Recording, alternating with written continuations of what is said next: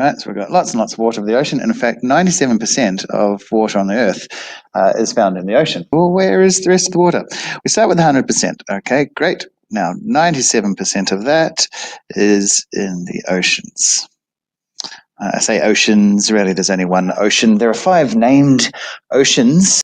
We have the Pacific, the Atlantic, the Indian, the Arctic is the 4th one, and 2010, a 5th ocean was named. That's the Southern Ocean around Antarctica.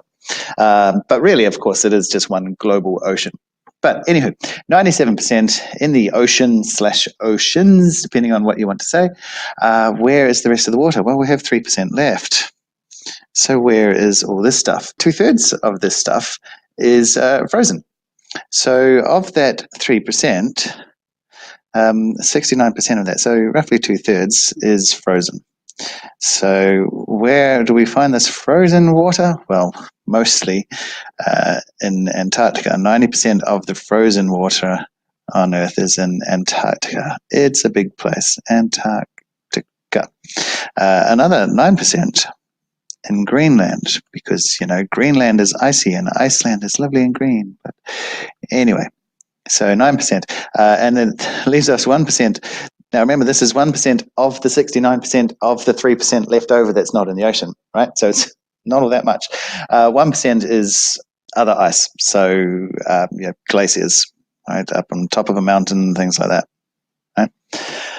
Cool. Glaciers, mountains, your freezer at home, I suppose. Okay, now that was only 69% of the 3%. We've still got some more left over. So where is the rest of the water? Well, 22% is in groundwater underneath our feet. Now, groundwater we're actually going to mention shortly when we actually get back to the water cycle. So 22% is groundwater, 8% is actually inland seas.